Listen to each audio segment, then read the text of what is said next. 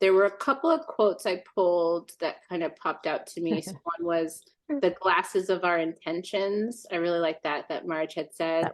Marge. Yeah. Sounds like Marge. Yeah, there was like a lot of poetic, I know for you and me, Eileen, we're more of the written word poetry. Yep. And Marge had a couple. So the other one was, I yield to authority. So if an authority figure told me I needed to correct my dog, I corrected my dog. That was another one that stuck out. That's one of my favorite things that Marge says, because hardly anybody admits that. We all want to believe that if we were in the Stanford prison experiment, we would have been the ones that, no, not this one, or no, the Milgram. Anyway. Yeah. Yes, absolutely. Right. And I struggle with that a lot too, with a lot of the discord happening online around methods and dog training too, because people are like, there was one lady, or maybe it wasn't a lady, there's one account that was like, if you hurt your dog in any way or use corrections in any way, you better be apologizing. I was like, to whom? Like, to your dog? Like, anyone that used corrections or was forceful with their dog that's making a shift is doing that every day with their dog. So it's so unfair to make people feel worse when they are trying to change. And then Eileen, where we live, corrections and alpha and dominance is a huge thing.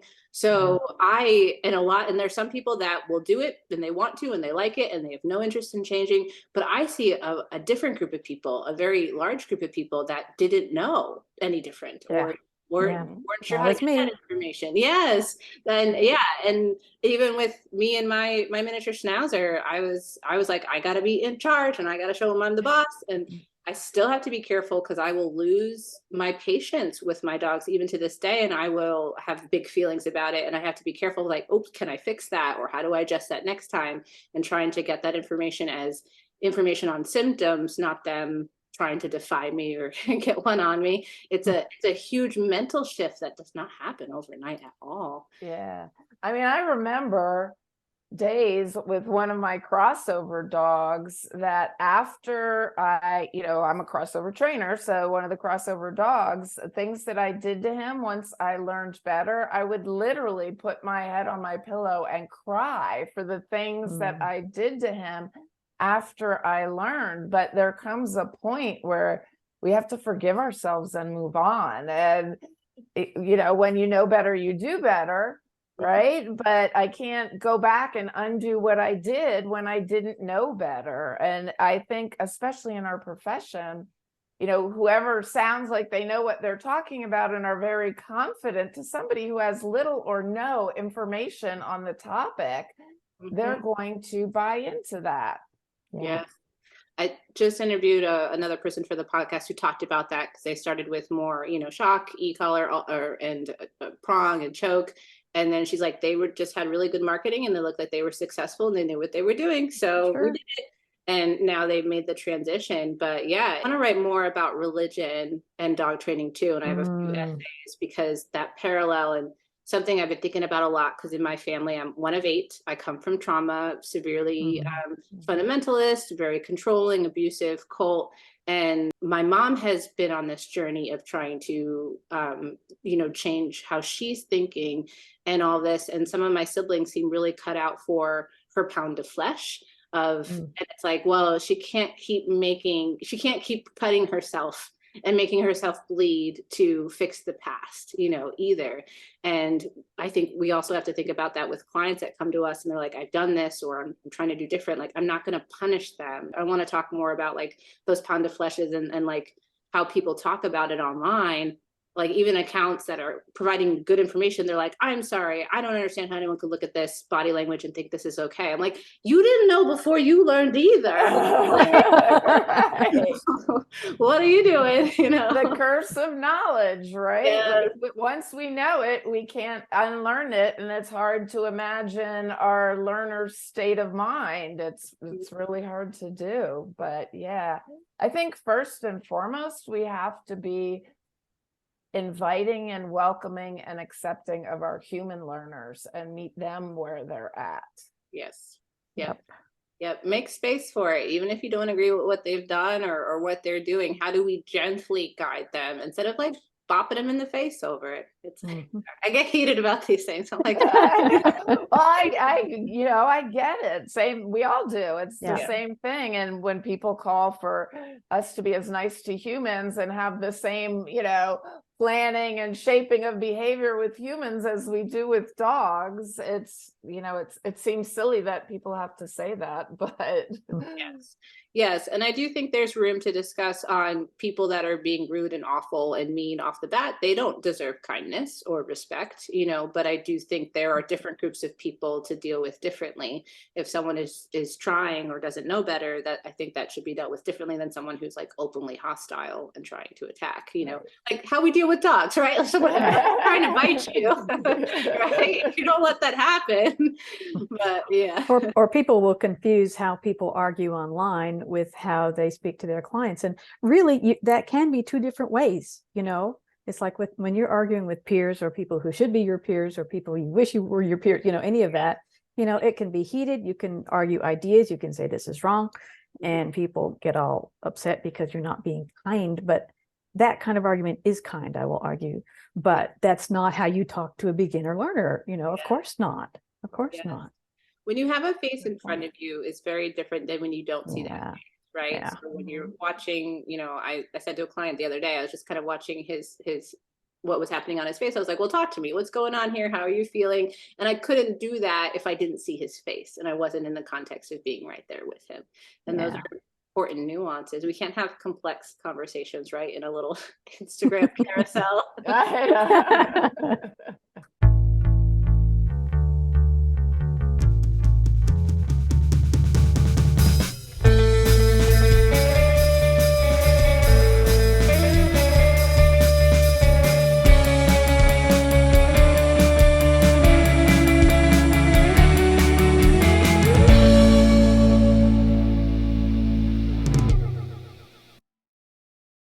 Hi, welcome back to Telltail Dog Podcast. I'm your host, certified dog trainer Elizabeth Silverstein, and I have with me today two folks, Marge Rogers, a certified professional dog trainer and canine behavior consultant.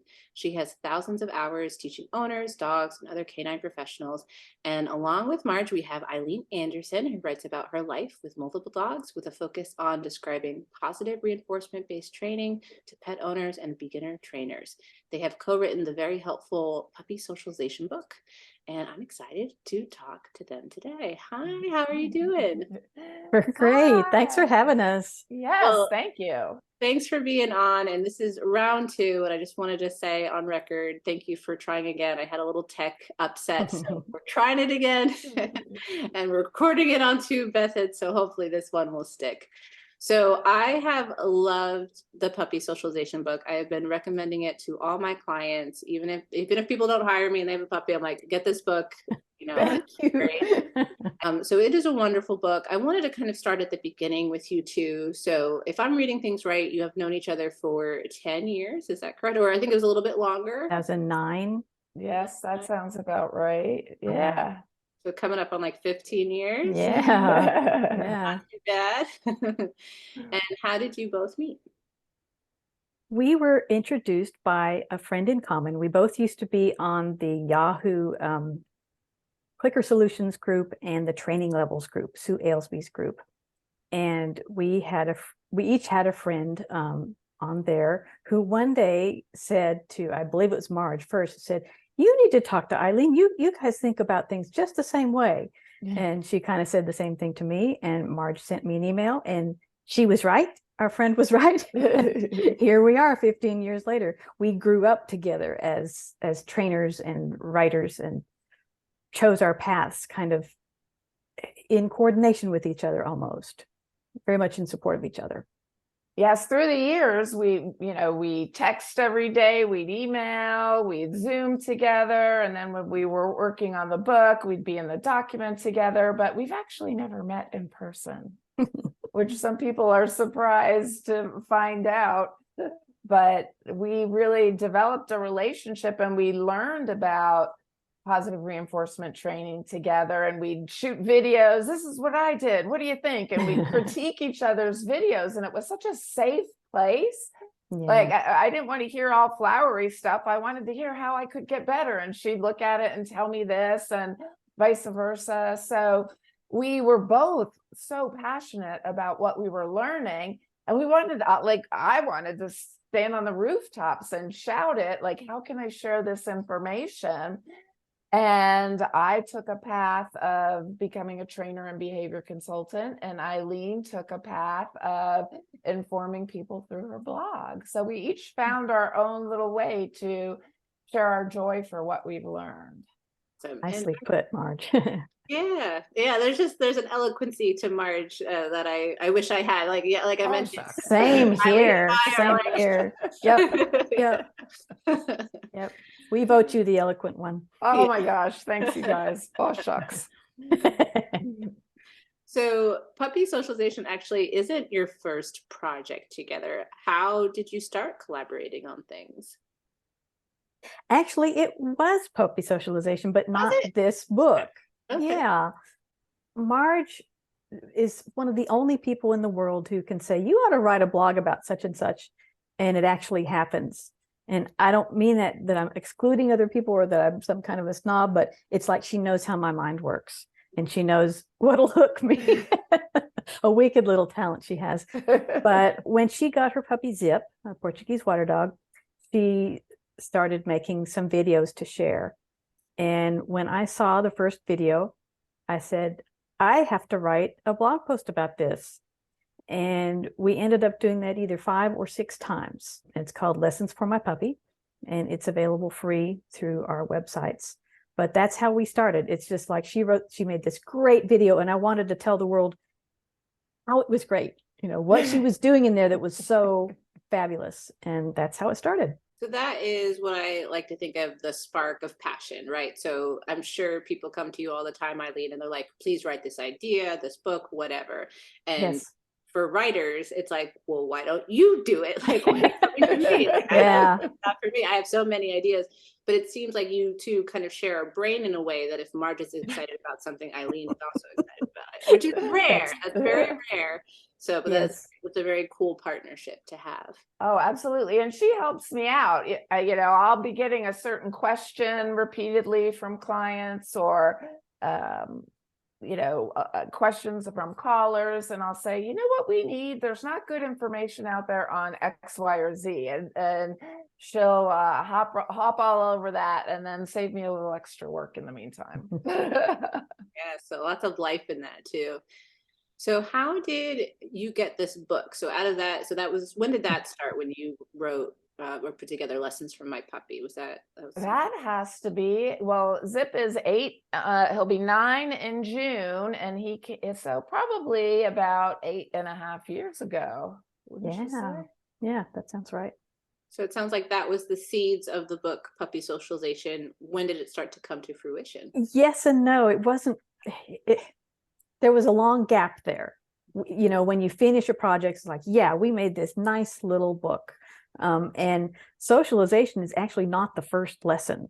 It's like number 5 or something. And even though in number 2 and 3 we're saying, well, really, you should socialize first, but here's something else we're working on. And on the other hand, some of the stuff Marge was doing was socialization, but we didn't maybe call it that.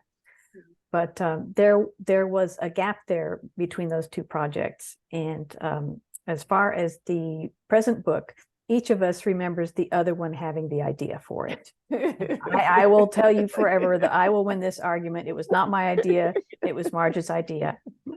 And I will say it was Eileen's idea. But again, things I hear in phone calls, like people call me, oh, I took my puppy everywhere, like my breeder told me, or I didn't take him anywhere, like the rescue told me, don't let his feet hit the grass until he's had all his shots. And these repeated questions over and over again. So there was a gap in knowledge. And if I looked around at the time, and gosh, we probably started that when I moved up here about 5 years ago. Mm-hmm. There was word was starting to get out to owners, like you have to socialize your puppies, but there wasn't a lot of detail and description about how to do it. And there's also a lot of socialization myths out there. Yeah. Throw your puppy in a shopping cart and take him everywhere, or, don't take him anywhere. You've heard them all. So we really wanted to get some good information out there for puppy owners. And Eileen was awesome about doing all the research and pulling the latest studies together and then sharing her experiences with her own puppy who wandered into her home. Well, she's not a puppy anymore. No, she's not. My one puppy. I'm really grateful that Marge has the experience to bear. You know, people, to talk about myself for just a minute, people praise my training, and I'm very grateful that people admire what I do, and I try really hard. But what I lack, that Marge and you and any professional trainer has, is the breadth of working with a lot of dogs. Marge works with the same number of dogs in a week that I have worked with in my whole life. And that shows, and that means that I have the resource in Marge. So she was the one with the big time puppy socialization experience, but man, I sure learned a lot for my next dog from working with her. I get very torn because I'm like, oh man, what I know now with a puppy, that would be so cool. But then I'm like, oh, a puppy dog? So maybe it's better to like help other people than, It's like the fun aunt who comes in with all the candy and plays with the kids and then leaves. Yes, I do like that. I've been called the treat lady, Disneyland for dogs, dog princess. So I'm like, I'll take it. But that did bring up a point I did want to touch on that I would love for you to expound upon, Eileen, because you guys were kind of at the same spot on the forum, kind of entering into this world, and then you took these two very different paths. And so Marge went trainer business route, and then you went the writer route. Could you share about why that happened for you? Sure. I was already socially hanging out with a lot of trainers, mostly online. And to be very frank, I found that I didn't have the temperament for it. I didn't feel like I was resilient enough to do the things that trainers do, because it is a hard job and it can be a heartbreaking job. And the things that you all see or need to help with, or, the very sad cases, I didn't feel like I would be able to do that and do it justice. Also, I just didn't want to travel a lot and go to people's houses. And, there was not a place where I could just become an employee. If that had been an option, if there had been a nice, big, positive training business here, I might have gone that route. I'm not sure. But I did not feel like I could be an entrepreneur. I didn't feel like I could go to people's houses. I couldn't bear the emotional brunt that trainers have. And I learned about that early enough to realize that I just didn't think that would be a good fit for me. Yeah, and that's fair, because it is, as Marge knows, it is a very, very hard job. And we get told a lot that we just give treats to puppies. All I do is play with puppies all day. Yep. It is remarkable how much the same things come up too, of like everybody likes to say the same things. You give treats to puppies. Who's walking who on what? Yeah, I get that one too. Yeah. Well, and Marge, would you like to share why you went the dog trainer route and the behavior route? I got into behavior because, well, first I got into training because it was novel and I'm a learning junkie, right? And I'm like, this is amazing. And, we used to, our breed before our current breed was Rhodesian Ridgebacks, and we adopted through Rhodesian Ridgeback Rescue. And we adopted our first one, a dog named Chase. And in the first 2 weeks I had him, he locked me out of the house and then knocked my dinner off the stove and ate it.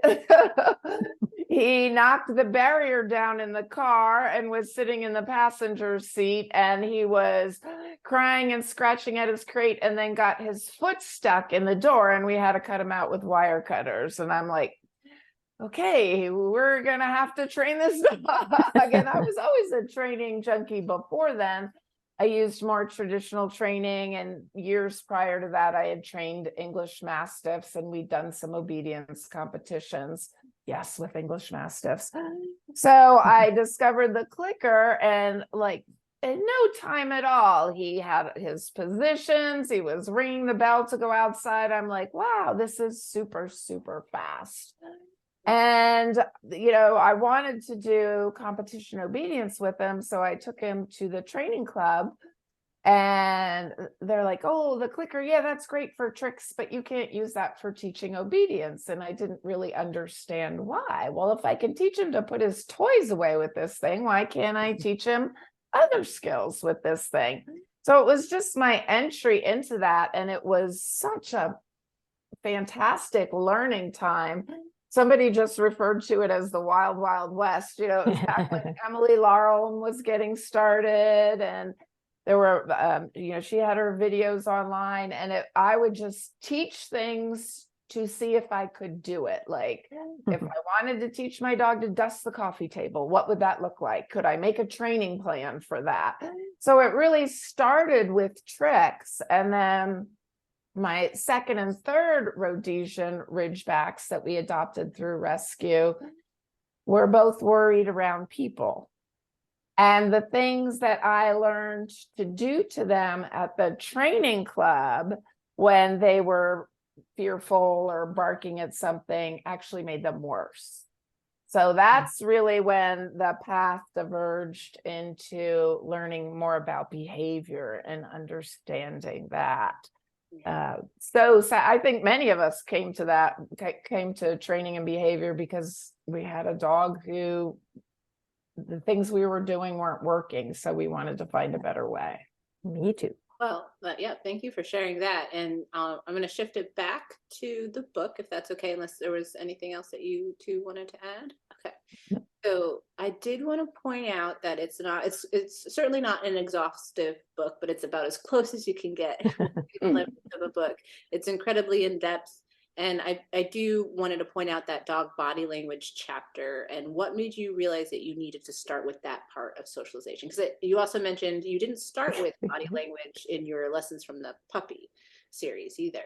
Right. So the lessons for my puppy series was really more about life lessons I wanted to give this new little baby puppy that I had. It wasn't a training book or it wasn't a how-to book. It was things that I wanted him to learn, like I'm fun and learning can be fun.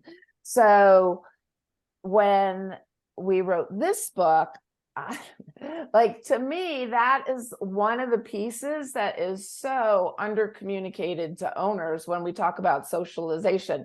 No owner has ever called me and said, I took my puppy to the big box store and I observed him and his tail was low and his ears were back, so I left. Like that conversation has never happened. So I think word is getting out. I think owners are understanding. They've heard the term socialization. If you asked 5 owners or even 5 trainers, you might get 5 different definitions of what that means.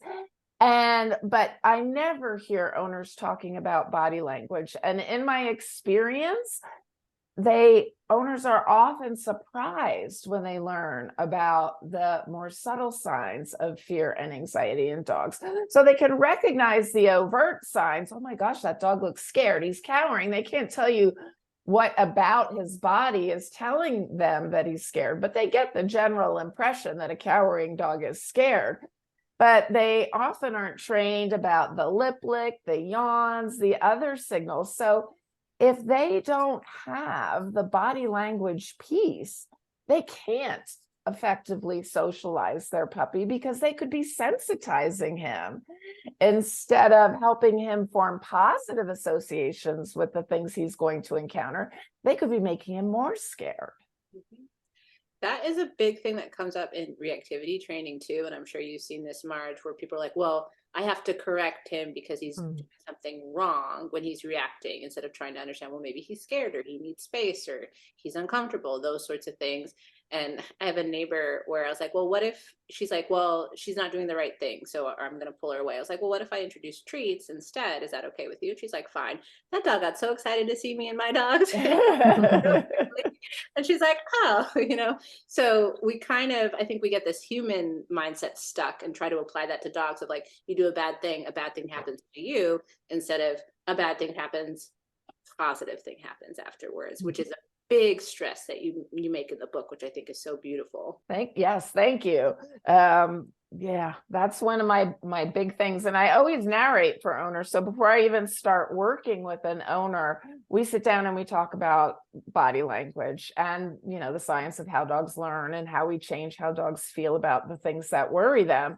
So in the book, we tell a little story about, you know, a child tugging on the back of their dog's tugging on the back of their parent's shirt when there's something in the yard that scares them. And I want owners to recognize, like, dogs tug on our shirt too.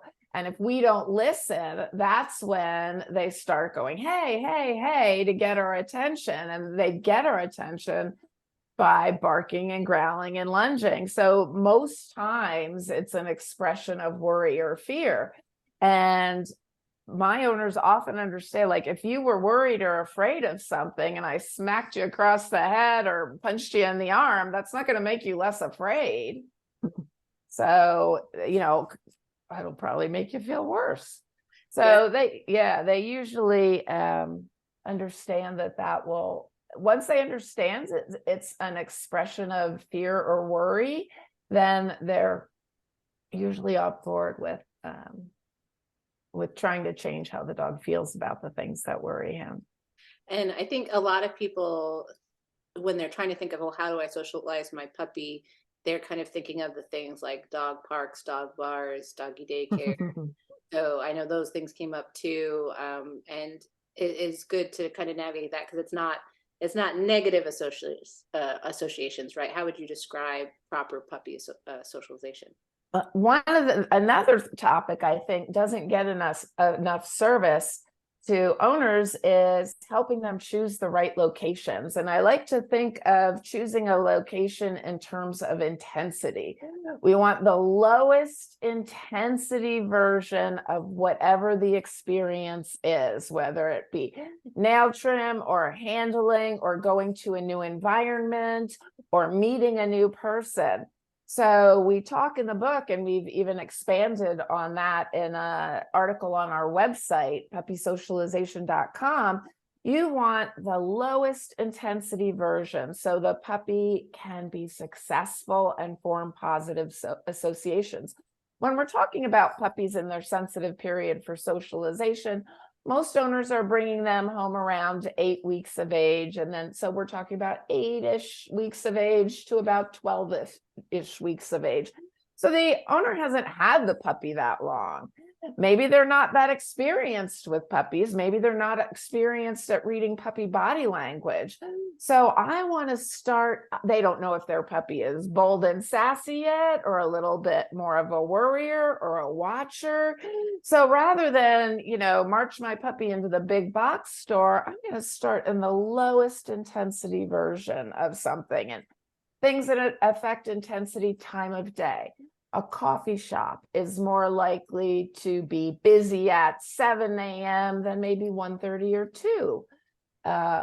The movement and how many. So one child sitting on a bench is generally less intense because it's not moving than a child running and dancing. So we can choose things that minimize the intensity. Being farther away from something is generally less intense than being right up next to it. So we want to start with the least intense version. And then as the puppy tells us he's relaxed and happy, we use our barometer questions. Can you take food? Can you play? When the answer to those are yes, then we can increase the intensity. But we don't want to take our puppy, because we don't have kids, to the playground so we can meet, 6 or 8 kids can come over and pet them all at the same time. That would be too overwhelming. Positive, slow starts, a gradual, not a right tsunami. Right. I would say, if you're learning from a book, which we really did write our book so that people could possibly learn what they needed to know about socializing a puppy, start easier than you think you need to. I say this as a person who has not always known dog body language and who's misinterpreted or not seen some very obvious things. And start easy, start farther away than you need to, start with less intensity than you think, and then you can grow on it. But it's a lot better than plunging them into the deep end. Way better. Yes. Yeah, because there's the easing into the situation, but also making sure that I think you talked about this in the book, the positive deposits into the bank account. So when something negative does happen, because it will, we can't avoid everything or everything negative, that's less of an impact than if it's constant negative associations, right? Right. And that's why I don't want neutral experiences. That's why I want those smiley puppy faces that we show in the book, what we call relaxed and happy. We co-opted that term from Joan Orr and Teresa McKeon when they were at the helm of Doggone Safe. Like, I want to see that relaxed lower jaw. I want to see the puppy engaged, their ears held in a natural position. So I want them to tell me, yes, I'm enjoying this. And then I did want to touch on a situation where that can go poorly, or exposure not always meaning positive things. And that was the story of Eileen and the puppies in the yard. So there was two neighbors, right, that each got a puppy around the same time. Right. On one side, it was a big Dane mix, and on the other side, it was a lab. And both of these dogs were exposed to a lot of things. Once they got to be 12, 14 weeks old, pretty young still, they had a lot of yard time by themselves. The Dane had another dog with her, and the lab did not. So one had a little bit of moral support and the other didn't have any at all. And neither of them had people in the yard with them, much less curating what their experiences were. So they were in yards, and in my neighborhood, everybody has chain link fences, so you can see everybody's business. And so they were exposed to roofers and people mowing lawns and children screaming on playground equipment and mail carriers and trucks. And, because they could see in the front and the back, everywhere else, they were exposed to all these things. And did they get comfortable with them? No, they didn't. Both of them stayed fairly fearful. One of them stayed fearful of me. I didn't feel like it was ethical for me to go throw treats without, talking to the neighbors first and say, does your dog have any allergies? Are you okay with me doing this? So I would try to use extremely soft body language when I needed to go to that area of the fence, but she never got used to me. And that, I would say that, in most humans' eyes, that would be a neutral experience, neighbor walking through yard. And for her, it was scary. And I didn't ever see that change. With the Dane, I did see her get more comfortable with some things, but not to the point that most of us would want to see it. And it's not that you weren't a big influence either. It's not that you were loud or moved fast. You just existed, and she was just existed. Yeah. Too. Yeah. So that's interesting as well, to be aware that sometimes negative things don't have to happen. If there's not a curated process to be able to take in the world, it can still be a scary place. I'll share my current challenge, which is that the neighbors, different set of neighbors, different people, they have really nice dogs and friendly dogs, and my dog Lewis is friends with them. But they put in a children's trampoline right next to the fence, and my dogs are petrified. No. They've never seen a human of any size bouncing like that.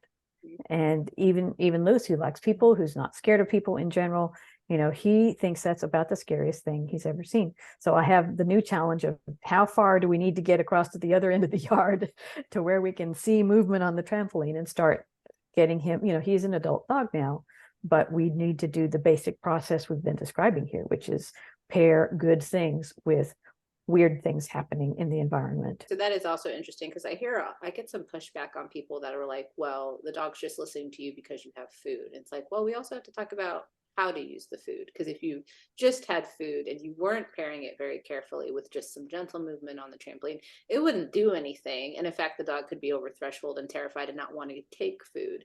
So it's important, and you cover this in the book too, that classical and operant conditioning as well, right? That's right. And I certainly have been in situations where the food has my dog has been clearly over threshold and upset, and she's still taking food, but it's not having the effect that we would want it to. It's just the situation is not under enough control and the timing isn't correct for it. As you pointed out, Elizabeth, that the timing matters, and if the owners aren't doing it correctly, then it's not going to have any effect at all. It might manage the behavior in that situation to get them out of dodge or whatever, but it's not changing how the dog feels about the things that worry him. Which is why I find it so interesting that people are kind of like blasé about trick training, or like, I don't need to do trick training. It's not important. You see the power of timing in trick training more than anything else. And it's so fascinating. And I see my clients, like, they get a little shocked because I'm like, see, that's why yes, right there is so important. And they're like, oh, because that's how you get the take a bow cue or anything else. It's like you approximate and capture it, and then you apply the food. And the dog's learning. I see so many people that are just like, well, what is this doing? I'm like, they're learning, they're figuring it out. See, their brain's thinking, and it's a confusing process sometimes for people to like look and understand that learning is happening in those moments. Absolutely. I think people ask me all the time, what can I do to become a better dog trainer? Or if I want to be a professional dog trainer, one of the things I tell them to do is teach their dog tricks. Train something you've never trained before. And I think particularly shaping behaviors comes in really handy for when you have behavior cases, because if you're used to breaking down behavior into smaller pieces, then you can be really creative when you're problem solving for a dog who is worried about your presence or worried about somebody else's presence or worried about other dogs. You know how to break that down into small enough pieces so the dog can be successful. I think that's really where the magic happens. You know how to break down a really complex big goal into those manageable steps. That's training. I like calling it magic. I'm going to borrow that. I want to touch back on this question because we discussed it at length before, and I'd love to delve back into it. But Marge, what do you feel, and Eileen, you're welcome to jump in on this as well, but what do you feel are the differences between a dog guardian and a professional dog trainer? We kind of touched on that a little bit with like Eileen versus Marge, but like, someone who has a dog versus someone who's just studied and learned and written about it, or just learned a lot and maybe not written about it, and like professional. Yes, that's a great question. I remember I was reading The Culture Clash, and I read about an experiment that Jean Donaldson did. She was actually studying something, and she was filming, back when there was film, a dog trainer. She was filming owner handler teams with their dogs, and then she was recording professional handlers with the same dogs. And what she noticed, she was just rewinding the film, or playing backwards for those of you who don't know what film is. And she was reversing it, and she could tell while she was rewinding the film who were the professional dog trainers and who were the owner handler teams. And that was because of the rate of information they were giving to the dog. So I think I probably shouldn't. I want to say the owner handler teams were giving information or feedback to the dog one time in 11 seconds. So it would be like feedback, 1, 2, 3, 4, 5, 6, 7. You get the idea. Yeah, it's so long. I know. And the professionals were giving feedback at a rate of 1 to 4 to 6 seconds. So the dogs were getting much more feedback from the professional trainers, the people who had done this for a long time. So I see that a lot in my owners as well, that, they're learning a new skill. Most of my owners are learning observation and timing. They're looking at their dogs in a way that they hadn't looked at them before. They're looking for tiny pieces of behavior. They might be trying to use a marker. Then they're trying to deliver reinforcement. Maybe I want it here. Maybe I want it over here. Maybe I want them to roll it. It's a new skill for them. So it takes a while for them to learn the mechanics of that. And it's like, I could give them a book on tennis. They could read the chapter on how to serve an ace. They could totally intellectually understand it. They might even be able to visualize it in their head. But if they've never played tennis before, they'd be lucky to hit the ball the first time they throw it in the air, let alone serve an ace. The same is true for dog training. They could say, Marge, I studied Skinner in high school or college. I'm totally on board with this. I get it. I am going to use positive reinforcement. And then we start doing it and it feels awkward. Just like the first time they played tennis or even drove a car, they had to think about everything and it was very slow. So our human learners aren't fluent in this dog training skill yet. So part of what we have to teach them is give them the skills to keep that rate of reinforcement high or that rate of information high. Yes, it's a fluency that we're looking for. Absolutely. Pretty unique situation where you have to be teaching another creature while you're learning. Right, exactly while you're learning. You know, I tell people, I help people with their computers sometimes, and I'll say, wait, I need to do this first. Once I cannot teach it to you while I'm learning it. But yet we need to do that with dogs, and we just do it the best we can. And of course, Marge knows good tricks for practicing away from the dog, which can always help as well. I think it's a pretty unique situation though. Yes. Oh, that is interesting. I'm endlessly fascinated by the concept of knowing things and then the practicality of implementing them too. And that is something. And so that's where, like, Eileen, you know so much, but teaching someone else to do that with their dog is going to be a different skill set. Right. So Different skill set.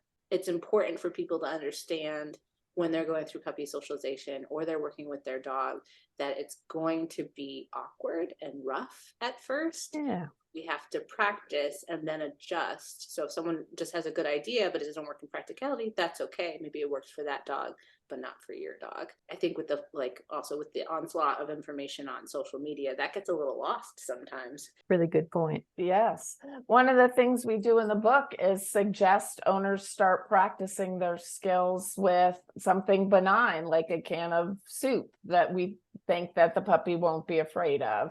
So they're working on their timing and their treat delivery and noticing those little tiny things in the comfort of their own home, hopefully a space that the puppy is comfortable in. So it gives the opportunity for them to practice those mechanical skills of observation and treat delivery and timing. Yeah, it takes a little bit of work. And us professional dog trainers, we make it look real easy. I know. I always tell them, if I didn't make it look easy, you wouldn't be paying me to help you. Yeah, there's skill there. There's skill there. Well, it's a great book. You guys have put together something really cool that people can work on, you know, even if we have a pandemic, which I think is so helpful.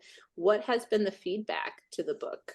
We've received wonderful feedback. While we were going through the pre-publication process, Dr. Sarah Bennett from NC State, she's a veterinary behaviorist at their School of Veterinary Medicine. She reviewed the book for us and gave us wonderful reviews. And later, after publication, Dr. Lisa Radasta is also a veterinary behaviorist. She loved it. The trainers have given great feedback, and the owners, most importantly, that's who we wrote it for. The owners have given us such wonderful feedback. I think what is different from how our book is different from other books is that we include a lot of how-to videos in there. So when we're talking about a concept, whether they're in the ebook, they can just click on a link to watch a video of that process, or they're going from the paperback. We have a link to where they can, a web page where they can view the videos. They can see what's happening with other puppy clients and see a video demonstration of the concepts that are being discussed. And we also have video examples in the body language section as well. And that's wonderful too, because people will always come up with an idea that doesn't quite match what was explained. So having shown it is very, very helpful. I'm always Absolutely. in classes. Yeah. Yep. There's the challenge of technical writing, and we can never quite get there. We can't quite paint that picture that they'll see. And we also have a section in there for what to do if you're in over your head. So let's say I had the best of intentions. I started small. My puppy was relaxed and happy, and I increased criteria. And I'm looking at his body language, and all of a sudden it changed, or a kid popped out of a door and I wasn't expecting that.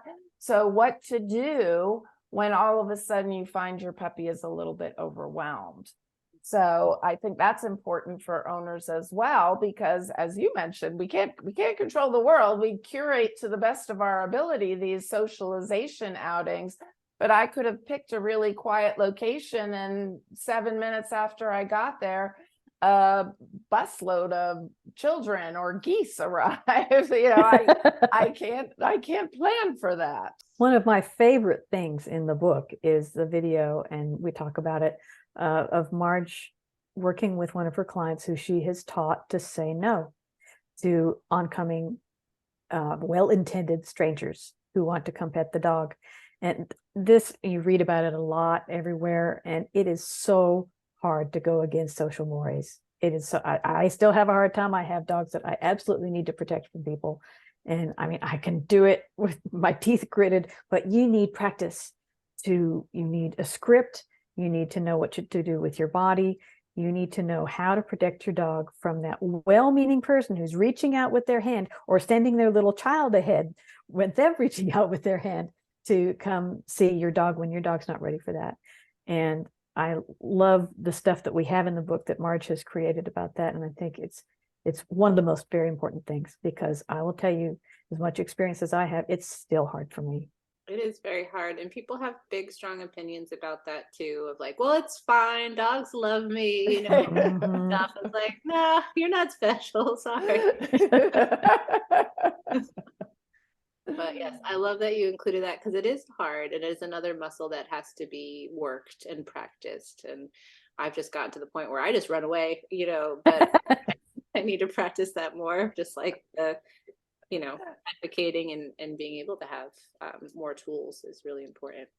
There's a certain face that I make when I'm out with somebody, and like, nobody asks. I don't know what the face is, because I look and I smile at people sometimes, but I also try to look like I'm involved in what I'm doing. But I think a lot of times owners are so proud and so excited about their new puppy, and they want to show the world. And then who doesn't love a puppy? You take your puppy someplace, and they're like people magnets. Everybody comes running up. So it's really important to give owner permission and give them the skills to say, oh, we've had enough for today, thank you very much. Or only if he wants to. You can help me train him by just standing here and talking to me for a minute without even touching him.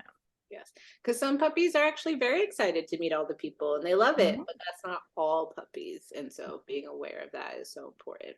All right, well, Marge and Eileen, I think that was all the questions I wanted to touch on. Was there anything else that either of you wanted to add? I guess not. I'm thinking. I will say that I will say for trainers and veterinary clinics and shelters and rescue groups, we do offer bulk order discounts on both the ebook and the paperback. I've had breeders, rescue groups, veterinarians contact me so they can have a supply of books on hand to share with their puppy clients. Awesome. That's great. Wow. Love it. So this is really making waves, and I love that you guys are really touching people's lives and their dogs' lives. It's so great. Well, congratulations. Thank you. All right. And where can folks find you if they want to hear more about you, Marge, or you, Eileen? Where's the best spots to look? Well, there are 3 places to look. There's puppysocialization.com is where we want to direct people about the book, and there's information about us as well. I also have a website, eileenanddogs.com. That's where my blog lives, and there is definitely puppy content on there. There's more stuff about me personally. And Marge's business name is rewardedbehaviorcontinues.com. Perfect. Notice, Marge, you're not really on Instagram.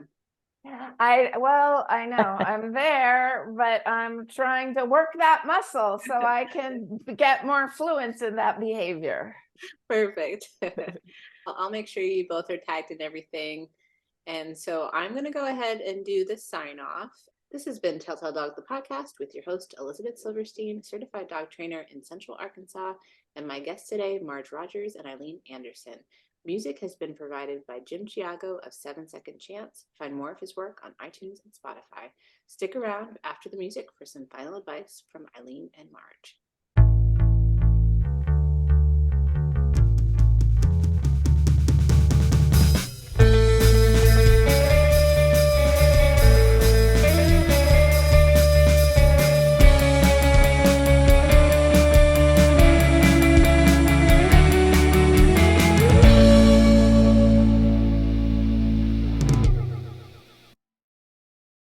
All right, before we sign off completely, what has been the biggest mistake you've seen a lot of dog guardians make, and how would you recommend avoiding that mistake? I'll go. This is Marge. I will say the biggest mistake I've seen is twofold. It is either overdoing it, taking their puppy everywhere, and they're missing what we call the missing piece of the socialization puzzle. Is the puppy having a good time during those experiences? Are they forming positive association? So taking the puppy everywhere isn't curating the experiences and making sure the puppy has a positive experience. The flip side of that coin is keeping your puppy home and not taking him anywhere until he's had all his vaccinations. First of all, there's so much owners can do at home. We have an entire chapter in the book dedicated to things you can and should be doing with your puppy at home to introduce novelty, handling, and all of those things. And secondly, a good professional certified trainer will be able to help you find ways to do it safely, whether that's even just getting in your car and driving and looking at things. But what we've learned you can't do is not give your puppy any socialization experiences. Eileen, did you have anything to add? Sure. Marge is very thorough and she covers so much there, but I'll add a little nuance. And this has to do with giving your puppy the right experience at the right time. And that is, don't assume that your puppy yesterday is the same as your puppy today. And don't assume that it's a linear process, that if you did 3 things, you rolled the dial to 3 yesterday, you can roll it to 4 today. That may not work. Your puppy's different today. They're different every day. And of course, the answer to this is knowing your puppy and observing your puppy. And we have a whole chapter, and not just the chapter, but it permeates the book, how to observe your puppy, how to learn about dog body language. So you won't make that mistake of dialing up to 6 when your puppy's at, 2 is pretty scary today. It's not a linear process.